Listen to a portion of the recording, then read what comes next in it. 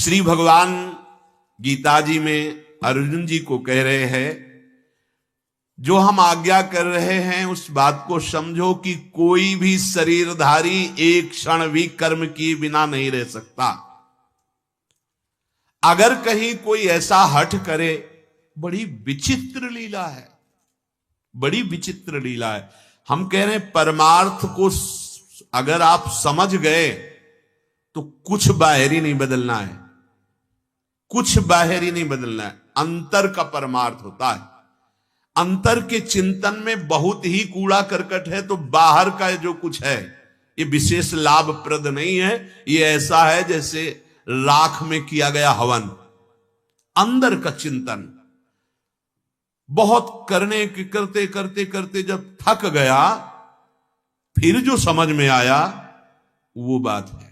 भगवान कह रहे हैं, कर्मेंद्रियाणि संयम या आस्ते मनसा स्मरण। ऐसा ज्यादा होता है। हम कर्मेंद्रियों को तो रोक लिए और मन से हम उसका चिंतन कर रहे हैं। इंद्रियार्थान विमूढ़ात्मा मिथ्याचार स उच्यते। वो मिथ्या है, वो झूठा है। इंद्रियों से चिंतन कर रहा है भोगों का, उसे मिथ्या का। क्रियाएं तो हो ही रही हैं। बहुत सूक्ष्म बात कही गई। देखो, एक मार्ग में 3 स्थितियां बताई गई हैं त्याग की। पहला है त्याग। त्याग का तात्पर्य है जिसे निषेध किया गया वो हम कर्म नहीं करेंगे, वो हम गलत मार्ग की बातें नहीं करेंगे। त्याग। धर्म आचरण करेंगे जो धर्म पूर्वक विषय सेवन है। गृहस्थ, विरक्त, सब विषय सेवन ही माना जाता है। जैसे हम भोजन पा रहे हैं, जो भी शरीर यात्रा के लिए चाहिए, ये विषय ही तो है। धर्म युक्त, जिसके लिए जो धर्म है, पर यह विश्राम स्थिति नहीं है, इसके ऊपर उठा जाता है।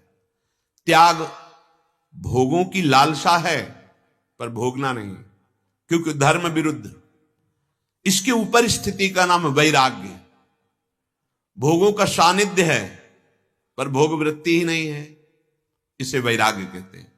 और एक इसके ऊपर स्थिति आती है उपरति, कि इनको भोगा जाता है, ऐसी स्मृति ही खत्म हो गई, क्योंकि अपना आराध्य तत्व दिखाई दे रहा है, चाहे स्त्री हो चाहे पुरुष, सब में प्रभु। बड़ा चमत्कार है इस भाव का। बड़े भाग्यशाली जन है जिनको ये भाव प्रारंभ कर दिया है, सब में मेरा प्रभु। बड़े भाग्यशाली। देखो, हमको तभी कोई भ्रष्ट कर सकता है जब हम प्रभु से विहीन वहां देखेंगे। बार बार इशारे से समझाते हैं कि समस्त दैत्य जिन मोहिनी भगवान को देखकर मोहित हो गए, एक भी देवता मोहित नहीं हुआ। क्यों? क्योंकि वो भगवान कह गए, देखो अभी मैं इनसे अमृत कलश लेता हूं, और देखते देखते हरिजू बन गए मोहिनी रूप। देवताओं को पूरा पता है मेरे भगवान हैं ये, किसी के अंदर काम नहीं प्रकट हुआ, सब मोहित वो हो गए। अगर हम यही भाव पूरे चराचर जगत में, तो हम कहां भ्रष्ट होंगे। लेकिन हम ऐसा नहीं देख पाते। हमें यही देखने के लिए साधना मिली, ये परमार्थ मिला। चाहे गृहस्थी से चलो चाहे विरक्ति से, जब तक ये भाव नहीं देखोगे तब तक मुक्त नहीं हो पाओगे। मुक्त होने के लिए एक स्थिति में आना पड़ेगा, सबके हृदय। देखो, परम रस सिंधु में डुबोने वाले महाप्रभु हरिवंश चंद्र जी कह रहे, ये क्रूरा अपि पापिनो न च सताम संभाष्य दृश्या से सर्वानुवस्तु तया निरीक्ष। सब में अपने आराध्य देव देखो। लेकिन केवल हम इंद्रियों को रोक लिया, सत्कर्म नहीं कर रहे, आगे प्रभु का चिंतन, प्रभु का आश्रय नहीं, इतने मात्र से आप सिद्ध नहीं हो गए। भगवान तो यहां कह रहे हैं बड़ी मूढ़ता है और मिथ्याचार है। ये मिथ्याचार है। संसारिक भोगों को बाहर से भी भोगा जाता है और मन से भी उनका चिंतन होता है। बहुत ध्यान से सुनना, बाहर से भोग भोगना और मन से उन भोगों का चिंतन करना, दोनों में कोई फर्क नहीं, दोनों बांधेंगे आपको। बाहर से अगर हम और अहंकार किए हुए कि हम अमुक अमुक त्यागी, कोई उसमें अध्यात्म में कोई उन्नति नहीं होगी। ऐसे 50 वर्ष निकल जाते हैं। सुलझना है। रसबल छूटे जो विषय, तब ही तो सुख होए। अब उनका चिंतन नहीं बनना चाहिए, चिंतन प्रभु का होना चाहिए, प्रियालाल का होना चाहिए। बाहर से जब राग पूर्वक कोई भी भोग भोगा जाता है तो वो बांधता है आसक्ति राग से। संस्कार ऐसे पड़ते हैं कि उन भोग के बिना हम जी नहीं सकते। यही विष है भोगों में, ये बांध लेता है। यही जन्म जन्मांतर आज तक हमें चक्कर चलाता रहा है। ऐसे जन्म मरण, इस योनि में इस योनि में, ये चक्कर यही चला रहा है। कौन? राग। जो राग पूर्वक भोगों को भोगा जाता है क्रिया रूप में, वो हमको बार बार जन्म मरण में ले जा रहा है। अब आगे कह रहे, जैसा बंधन राग पूर्वक भोगने पर है, अब आपने रोक लिया नहीं भोगूंगा, लेकिन मन से उसका आप चिंतन करते हैं, वैसे ही ठीक आपके भोगों का जो रस भोगने में, वो रस चिंतन में आप ले रहे हैं, तो आपकी दुर्गति वैसे ही पक्की है। इंद्रियार्थान विमूढ़ात्मा मिथ्याचार स उच्यते, उसे पाखंड कहते हैं, उसी को दंभ कहते हैं। बाहर से तो आप ऐसे, अंदर क्या चल रहा है? खास बात अंदर के चिंतन की है। ये भगवान बोल रहे हैं जो इस माया को रचा है, और इस माया से मुक्त होने का उपाय केवल वही जानते हैं, वही बता रहे हैं। ध्यानपूर्वक सुनिए। जब हम किसी भी भोग को, आहा बड़ा सुखद, चाहे जिस इंद्री का भोग हो, वो सुखद नहीं हो, तुम्हें बांध रहा है आसक्ति में, सच्ची मानिए। चाहे जितने विद्वान हो, चाहे जितना शास्त्र ज्ञान हो, अगर आप भोगों को राग पूर्वक भोगते हैं तो गुलामी से मुक्त नहीं हो सकते, इन द्वंद्वों की पीड़ा से मुक्त नहीं हो सकते, आवागमन से मुक्त नहीं हो सकते। बाहर से भोग भोगना जितना बंधन कारक है, ठीक उतना ही अंदर से चिंतन करके उसका रस लेना। और सही पूछो तो बाहर भोगों में सुख नहीं, अंदर चिंतन में जो तुमने सुख चिंतन किया, वही तुम्हें बाहर अनुभव में आ रहा है। अगर तुम्हारा चिंतन कहीं और लगा दिया जाए, फिर कोई भोग सुख नहीं दे सकता। दाल में चीनी डाल दी, हलवा में नमक डाल दिया, बिल्कुल उल्टा भोग, इसके बाद बैठा लिया, और ऊपर ऐसा यंत्र जो बड़ा भयावह किसी समय गिरकर चकनाचूर कर सकता है। अब पाइए भोजन, आपको दिखाई दे रहा किसी सेकंड में गिर सकता है। अब आपसे बाद में पूछा जाए हलवा कैसा था, दाल कैसी थी, आप बिल्कुल स्वाद नहीं बता पाएंगे, क्योंकि आपका चिंतन उसमें, या आपको फांसी की सजा देनी जाए, इसके बाद जो भोग समर्पित किया भोगो, किसी में सुख नहीं, क्योंकि आपको हर सुख में फांसी का फंदा दिखाई देगा, क्योंकि आपका चिंतन वहां चला गया। ठीक ऐसे ही यदि हमारा चिंतन प्रभु में है और हम धर्मयुक्त विषयों का सेवन करते हैं, वो बंधन कारक नहीं है। हम भोग नहीं भोग रहे, लेकिन हमारा चिंतन भोगों का हो रहा है, ठीक वैसे ही दुर्गति होगी जैसे अधर्माचरण करने वाले की होती। ये चीज समझनी है। बाहर से तो हम, अंदर आपके क्या चल रहा है, अंदर की बात से भगवान की प्राप्ति होती। अनन्य चेता सततम यो माम स्मृति नित्यशा, जो निरंतर मेरा चिंतन करता है, भगवत चिंतन के बिना एक भी वृत्ति खाली रहेगी, फंसा देगी। कहा हनुमंत विपत्ति प्रभु सोई। क्या विपत्ति? बोले हम कोई गलत थोड़ी कर रहे हैं, लेकिन आपका चिंतन क्या हो रहा है? खास बात चिंतन की, ये बहुत जोर की बात है, बहुत जोर की बात है, जिसमें साधक चाहे गृहस्थ हो या विरक्त हो ध्यान नहीं देता। ध्यान हम क्या देते हैं? बाहर के त्याग की।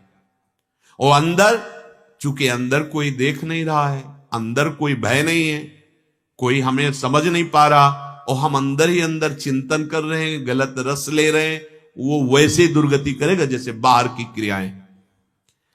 जो भोगों के चिंतन में रस लेने लगता है, भोगों की स्मृति, भोगों में लिया गया रस, वो ज्यों का त्यों हर जन्म में नया होता रहेगा।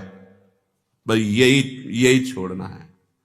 ये वो संतों ने कहा है कि अगर सांप काट ले तो एक शरीर नष्ट होता है उसके विष से, लेकिन भोगों का विष चढ़ जाए तो पता नहीं कितने, जब तक सदगुरु रूपी झाड़ने वाले नहीं मिलेंगे तब तक ये चढ़ा ही रहेगा। नशा आज तक चढ़ा है, देख लो।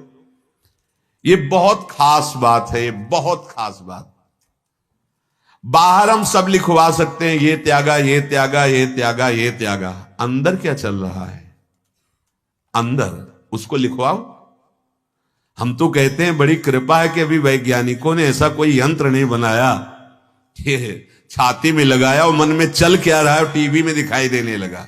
भैया 1 मिनट में धुल जाए जो, अगर यहां का देखने को मिल जाए ना मन का।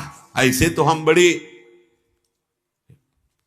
दूसरों के दोष देखकर बड़े बड़े अक्षरों में वर्णन कर सकते हैं, हे तू ऐसा।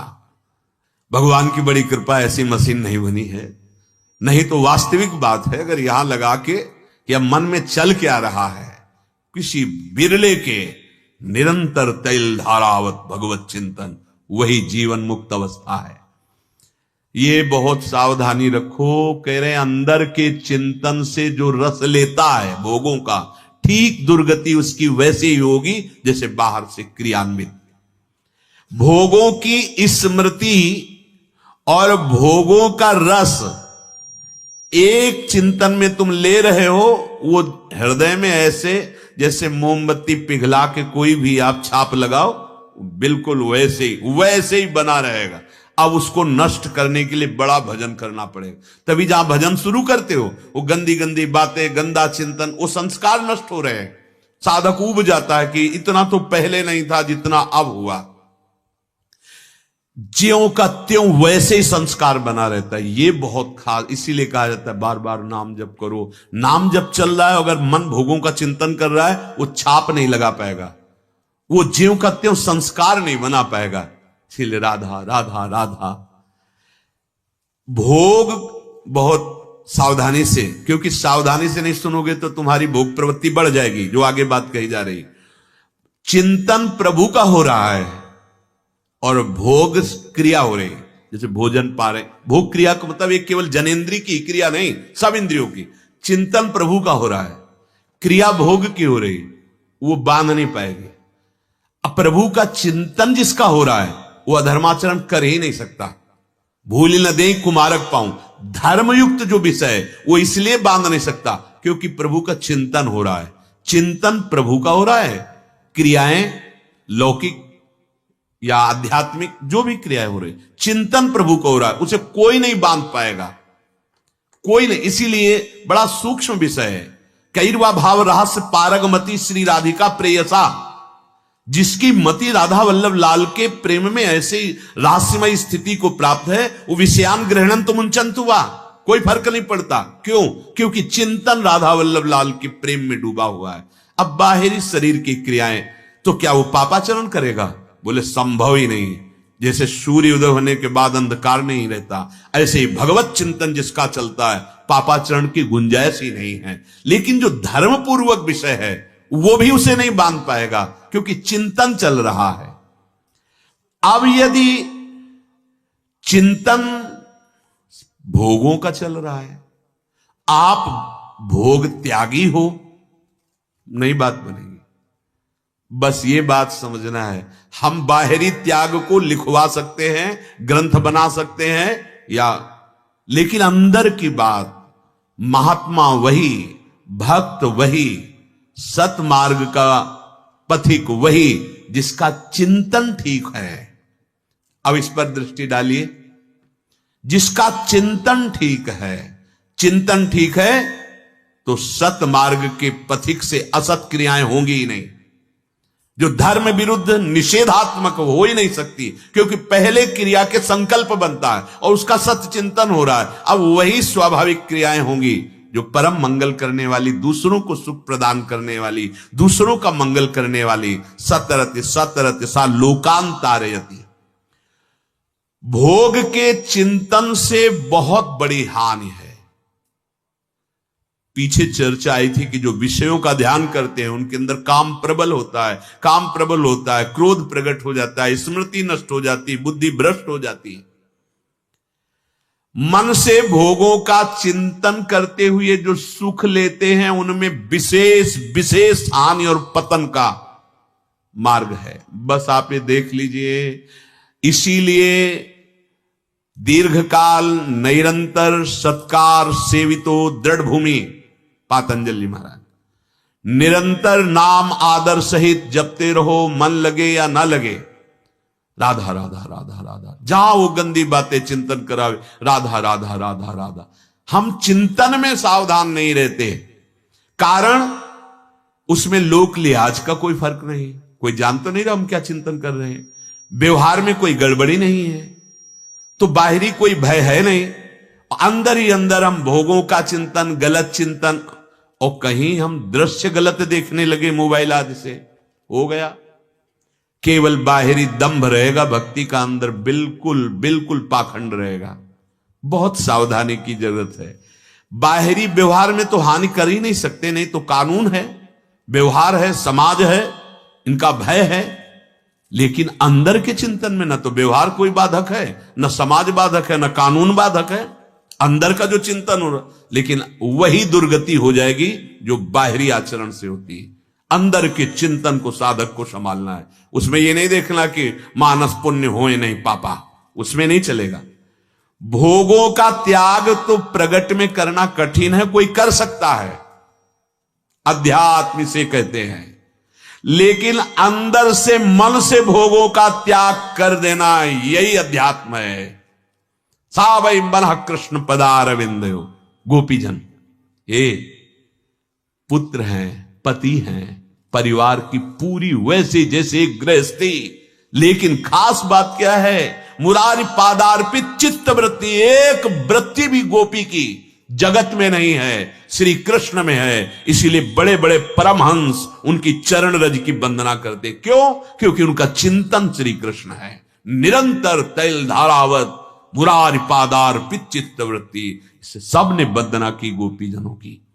पति हैं उनके, पुत्र हैं, पूरा वैसे घर परिवार जैसे गृहस्थी का लीपना पोतना, धान कूटना, रसोई बनाना, वैसे ही सब कार्य, पर मुरारी पादार्पित चित्त वृत्ति।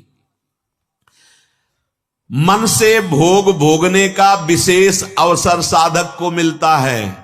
कोई जानता नहीं है, व्यवहार में कोई गड़बड़ी नहीं, कानून का भी इसके ऊपर शासन नहीं, तो खूब मनमानी चिंतन कर रहा बैठे होश में। ये बाहर का आपका परिवेश बचा नहीं पाएगा आपको नष्ट होने से, अंदर का आपका चिंतन। इसीलिए जगह जगह भगवान ने ऐसा अभ्यास करो कि तुम्हारा चिंतन ठीक हो जाए। अभ्यास योग युक्तेन चेतसा नान्यगामिना। भाई बचो, इस चिंतन से बचो।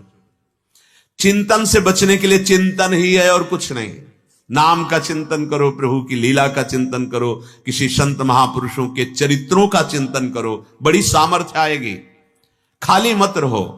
कई बार कहा है कि एक ही पद याद कर लो चतुरासी जी का और 1000 बार उसको गाओ, देखो आप चमत्कार क्या होता है। अक्षर अक्षर में श्यामा श्याम विराजमान है, अक्षर अक्षर में श्रीमद चतुरासी जी के एक पद को याद, बनी श्री राधा मोहन जी की जोरी, यही गुनगुनाते हो। एक प्रसंग आता है, महाप्रभु हरिवंश चंद्र जी लता भवन में विराजमान थे।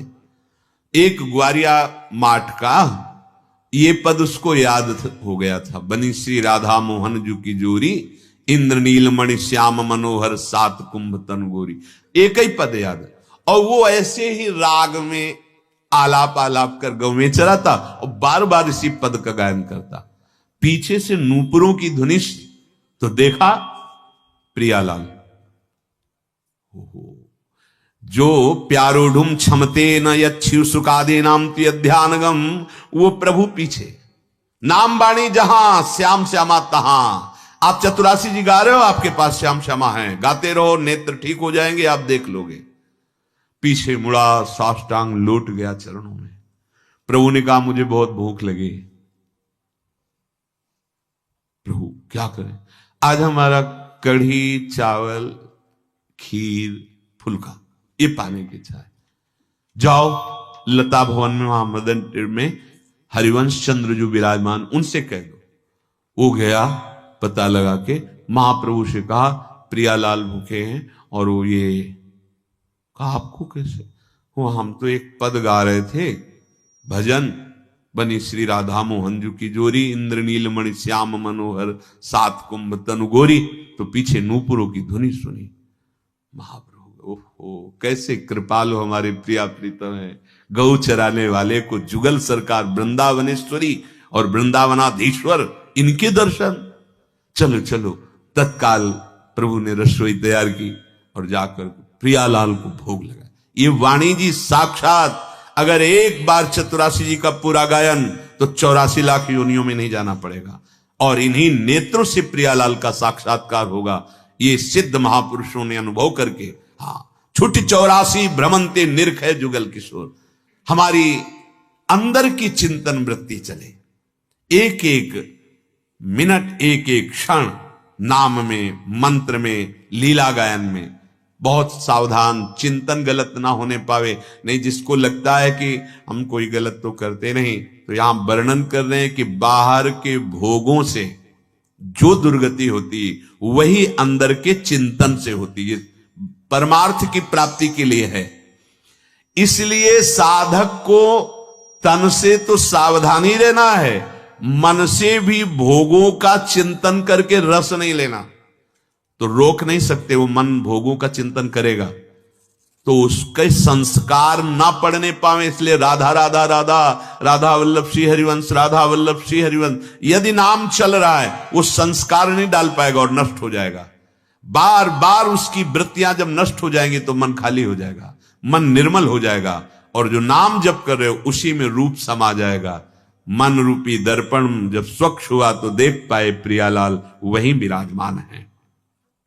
वास्तव में साधक वही है जिसका निरंतर भगवत चिंतन चलता है, विषय चिंतन होने ही ना पावे। लेकिन अगर होता है तो हमको डरना नहीं है, हमको उसमें सुख भोगना नहीं, चिंतन में डूबना नहीं। हमें नाम रटन छूट गई तो हानि हो गई। हानि हरिवंश के नाम अंतर पड़े। ये महापुरुष जन बहुत सूक्ष्मता से देख के वर्णन कर रहे हैं। जैसे कहा हनुमंत विपत्ति प्रभु सोई, जब तो सुमिरन भजन न हुई। फंसा देगा मन किसी न किसी भोग चिंतन के सुख में। अगर नाम चल रहा है तो उसको बहुत बुरा लगेगा, वो जलन पैदा करेगा। जो हम आपको दिखा रहे हैं इसको देखो और इसका मनन करो और इसका रस लो। अगर आप सावधान हैं तो रस नहीं दे पाएगा, क्योंकि रस है ही नहीं। नाम उसको मिटा देगा, अशुभ संस्कारों को, अशुभ चिंतन को। श्री भगवान करें, यस्त्विन्द्रियाणि मनसा नियम्यारभते अर्जुन, कर्मेन्द्रियैः कर्मयोग मशक्तः सा विशिष्यते। हे अर्जुन, जो मनुष्य मन से इंद्रियों पर नियंत्रण करके आसक्ति रहित होकर निष्काम भाव से कर्मेंद्रियों के द्वारा दूसरों को सुख पहुंचाने वाले कर्म करता रहता है, वो श्रेष्ठ साधक है। ध्यान दीजिए, आसक्त होकर के उसकी फलाशक्ति में बंध करके कर्म करने वाला बंधन को प्राप्त होता है। मेरा कर्तव्य है, हम इससे चूक जाते हैं। जैसे पत्नी तो पति के प्रति कर्तव्य, तो क्या पति इतना बड़ा स्वामी है कि उसको पत्नी के प्रति कोई कर्तव्य नहीं?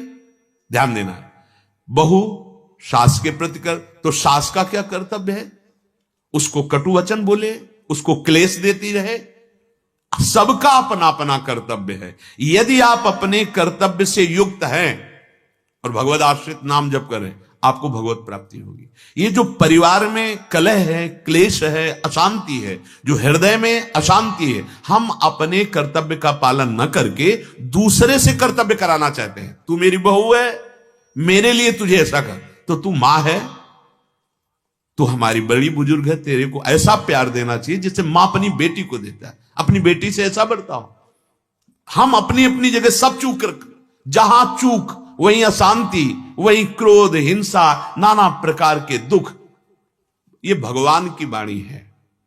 अपने अपने कर्तव्य का ठीक से पालन करो, दूसरे के कर्तव्य की तरफ मत देखो। जैसे हम अपने कर्तव्य का जब पालन कर रहे हैं, मानो पुत्र हैं या बहू हैं या पति हैं या पत्नी हैं या माता पिता हैं, जो भी हैं, अब हमको ये सामने वाले के कर्तव्य, हम इतना अच्छा व्यवहार करते हैं, ये कड़ुआ व्यवहार कर रहे, वो कर रहे, लेकिन आप उसके कर्तव्य को देखेंगे तो अपने कर्तव्य से आप हट जाएंगे। हमें अपना कर्तव्य देखना है। तुम जैसा चाहो बोलो, जैसा चाहो व्यवहार करो, फिर क्या होगा? भगवान ईश्वर जो देख रहा है उनको अपने आप जलाएगा, दंड देगा, उनको उनका कर्म मिलेगा, आप निकल जाएंगे माया से। पर ऐसा नहीं होता। जब हम थोड़ा सा भी अच्छा कार्य करते हैं तो हमारी आशा होती है कि वो हमारे अनुकूल हो जाए, वो हमारे अनुकूल कर्तव्य करे। ऐसा नहीं होता है। माया बड़ी विचित्र है। आप ठीक से चलोगे वो प्रतिकूलता देगा, आप सह गए तो आप भगवान की तरफ बढ़ोगे, इन दुखों से निकल जाओगे। प्रार्थना मान लीजिए, भगवान का आदेश है, अपने कर्तव्य कर्म को सिर्फ आप लक्ष्य रखिए। आप जिनके प्रति कर रहे हैं वो आपके प्रति नहीं कर रहे हैं, इसको आप अपने मन में मत लाइए, नहीं तो आप अपने कर्तव्य का पालन नहीं कर पाएंगे। ऐसा प्रायः होता ही है। जैसे बूढ़े माता पिता है, आप उनकी सेवा करो, अब आपका कोई रिश्तेदार आएगा तो आप छुप के सुन लेना। कोई बिरला माता पिता ऐसा होगा कि कहे कि मेरा बेटा भगवान ने ऐसा दिया है कि बहुत सेवा करता है। नहीं, सेवा करने पर भी वो निंदा ही करेंगे, पक्का। ये माया का खेल है। अब आपके कान में पड़ेगा कि इतनी सेवा करने के बाद ये ऐसा बोल रहे हैं, तो गुस्सा आएगी। नहीं, अगर गुस्सा आ गई तो आप कर्तव्यच्युत हो जाएंगे। आप चुपचाप शांति पूर्वक उनकी सेवा कर, आप देखिएगा आगे चलकर आपको कितनी शीतलता, कितना आनंद और कितनी भगवत कृपा मिलती है। प्रतिकूलता मिलने पर भी अपने धर्म से डिगे ना, उसे कहते हैं धर्मात्मा, उसे कहते हैं सेवा, उसे कहते हैं निष्ठा। अनुकूलता के लिए सेवा नहीं होती, उसे स्वार्थ कहते हैं। श्री भगवान कह रहे हैं मन से इंद्रियों को काबू करो, नहीं ये आपको परेशान कर देंगी। नियंत्रण रखो अपने आप में, आपको गुस्सा ना आने पावे, आपका कर्तव्य ना छूटने पावे। निष्काम भाव से, मतलब सामने वाले का व्यवहार आपके प्रति कैसा है उसका असर ना होने दीजिए। आप सामने वाले के प्रति ऐसे व्यवहार के समय भी क्या कर्तव्य होता है, सत्संगी हो, शास्त्र स्वाध्याय करते हो तो समझ में आ जाएगा। उस स्थिति में भी आपको धैर्यवान बनना है, आप निकल जाओगे माया के षड्यंत्र से, प्रपंच के बंधन से, मोह के दलदल से आप निकल जाओगे। श्री भगवान कह रहे साधक को, साधक सब साधक है, कोई विषयी साधक है, कोई पाप की साधना कर रहा है, कोई पुण्य की साधना कर रहा है, कोई भगवान की साधना कर रहा है। सब लगे हुए हैं, अपने अपने कार्य में लगे हुए हैं। बस ये समझना है तुम्हारा कार्य क्या है और परिणाम क्या है। जब साधक ठीक से अपने कर्तव्य का पालन करता है, ध्यान दीजिएगा, तो उसके अंदर एक इच्छा जागृत होती है, मेरा कल्याण हो जाए। ये बहुत बड़ी बात। विचार करके देखो कि आपके हृदय में कभी ऐसी इच्छा होती है कि अब ऊब गया संसार से, अब मैं मुक्त होना चाहता हूं, ऊब गया विषय भोगते भोगते, अब मैं मुक्त होना चाहता, अब मुझे भगवान कृपा करें और वो मार्ग दें जिससे परमानंद की प्राप्ति होती है, मैं ऊब गया। ये उसी के हृदय में आता है जो धर्म पूर्वक अपने कर्तव्य का पालन करता है। अधर्मी के हृदय में संसार से मुक्त होने का नहीं, संसार को भोगने की राग वृत्ति बढ़ती है। अब फिर ध्यान दीजिए, जब साधक के हृदय में अपने कल्याण की उत्कृष्ट अभिलाषा जागृत होती है, तब वो समझने लगता है कि इस सारे संबंध, ये सारे कर्म बेकार है, विघ्न है भगवत प्राप्ति में, और वो उनसे भागना चाहता है। भगवान यहां वर्णन किए कि नहीं, मन और इंद्रियों को शासन में रखकर निष्काम भाव से कर्म करो। पूज्य श्री भाई जी महाराज, जब वृत्ति चढ़ती तो ऐसा ही होने लगता है। पूज्य श्री जयदयाल जी को पत्र में लिखा गोविंदका जी को कि ये जो हमें संपादन की सेवा मिली, हमें इससे बिल्कुल मन नहीं लग रहा। मन कह रहा है गंगा का किनारा हो या एक गुफा हो, रात दिन बस प्रिया प्रीतम का चिंतन करूं, पर आपसे अनुमति चाहता हूं। उनका कदापि नहीं। आपको जो श्री भगवान ने सेवा दी है, ये सेवा लाखों करोड़ों का उद्धार करेगी और आगे भी, अब भी कर रही है, आगे भी करती रहेगी? नहीं, बिल्कुल नहीं। ये पूज्य श्री जयदयाल जी ने भाई जी को एकदम मना किया, नहीं, कदापि नहीं, क्योंकि आप जो संपादन कार्य कर रहे हो, आपकी कलम से लाखों का कल्याण हो जाएगा और होता रहेगा पक्का। जो हमें कर्तव्य कर्म मिला भगवत कृपा से, उसे विघ्न मत मानो। हम यही सब फेल हो रहे हैं। हम सेवा तो करने की भावना रखते हैं, लेकिन अनुकूलता प्राप्त करने के लिए, परमार्थ या भगवत प्राप्ति का नहीं।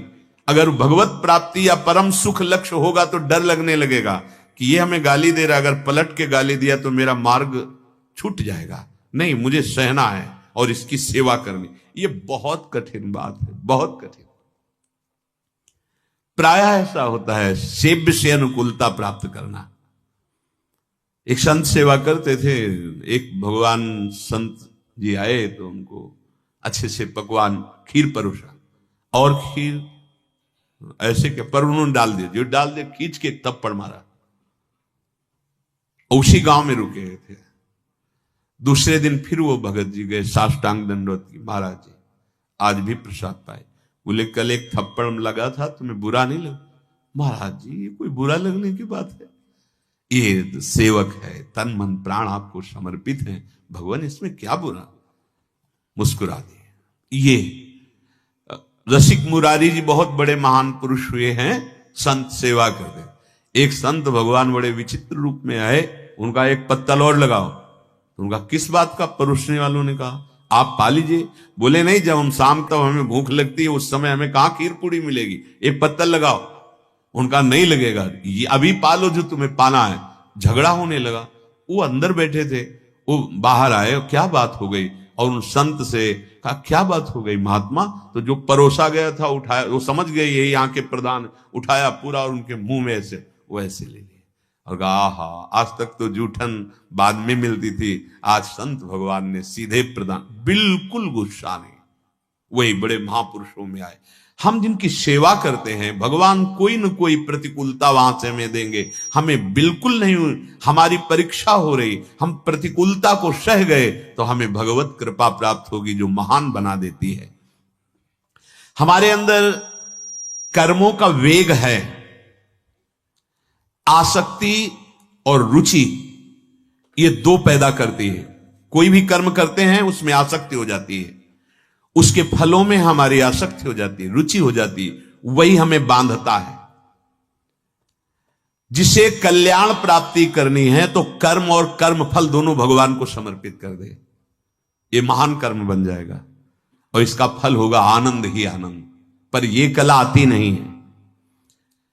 जब कहीं कोई थोड़ा भक्ति करने के लिए सोचता है तो माया ऐसी टांग मारती कि तुम्हारे अंदर नास्तिकता ही आ जाए। विपक्ष है, बहुत जोर का है। यदि सत्संग सुन रहे हो तो मनन करोगे तो आपको नहीं गिरा पाएगी, नहीं तो बहुत। जब हमारे एकांतिक में आते हैं, कहते हैं कि ऐसी श्रद्धा होगी कि एक ही पुत्र था ये 20 साल का और पढ़ाया लिखाया, भगवान ने मार दिया। क्या हमने, तुम्हारी समझ में नहीं आ रहा? यहां जितने सेकंड मिनट के लिए जो आएगा, आप देखो, हम आप मनुष्य हैं, हमारे द्वारा जो कर्म होगा हमें भोगना पड़ेगा, पक्का समझिए। श्री दशरथ जी महाराज भगवान के पिता बनने का सौभाग्य प्राप्त किए। जाकर नाम सुनत शुभ होई, मोरे गृह आवा प्रभु सोई। दशरथ जी से एक अपराध बन गया। शब्द वेदी बाण देखा नहीं कि क्या है और चला दिया, तो श्रवण कुमार की छाती में लगा। और इस दुखद घटना को जब आपने सुनाया उनके माता पिता को, तो भयानक दुख से दुखी होकर कहा मैं आंखों से अंधा हूं दोनों, मेरा बेटा ही मेरी आंख था, मेरा बेटा ही जीवन था, आपने मुझे बेटे से रहित कर दिया, अब तो मैं जीवित नहीं रहूंगा, प्राण त्यागता हूं, पर इस कर्म का तुम्हें भोग मिलेगा। जैसे मैं अपने बेटे से रहित होकर और उसके वियोग में प्राण त्याग रहा हूं, ऐसे तुम अपने बेटे से वियोग प्राप्त करके प्राण त्यागोगे। भगवान अवतरित हुए पर साप नहीं मिटा। उस कर्म का फल महाराज दशरथ जी को, पर इनका अहोभाग्य, महान सौभाग्य कि ये जिनके वियोग में प्राण त्याग करें वो भगवान हैं। ये तो बड़ा मंगलमय हो गया। लेकिन सूक्ष्मता कर्म की देखिए, यदि वो वियोग में प्राण त्यागते तो आप भी हा राम हा राम हा रघुनाथ ऐसा वियोग में तड़पते हुए प्राण त्यागे। हम आप तो कितने भजनानंदी हैं। कौन सा यहां तो सत्कर्म ही नहीं, केवल भगवान से मांग ही मांग है। आप चाहते सुख हो, आचरण दुख के, भगवान के पिता हैं। चूक हो गई, ये नहीं देखा, उनको लगा कोई मृग पानी पी रहा है। वो घड़े की डुब डुब आवाज में शब्द वेदी बाण का ज्ञान था, संधान किया हो सीधे श्रवण कुमार के हृदय में, वो फल भोगना पड़ा। आप विचार करो, इतने महामहिम जगत बंदनी भगवान जिनके पुत्र बने आकर, उनकी बात कर रहा हूं। हम आप ऐसे ऐसे अशुभ कर्म, ऐसे ऐसे पापाचरण कर्म, कोई सत्कर्म नहीं, तपस्या नहीं, व्रत नहीं, अनुष्ठान नहीं। भगवान हमारी बात मान लो, आपका परम मंगल हो जाएगा। भगवान के आश्रित होकर जो भी जैसे भी वो विधान रचे, बड़ा मंगलमय होगा। सह जाइए, समय है, अपना कल्याण कर लीजिए। राधा राधा राधा, और जो भी कर्म कीजिए भगवान को समर्पित कर दीजिए। शेष चर्चा आगे। श्री राधा वल्लभ लाल की।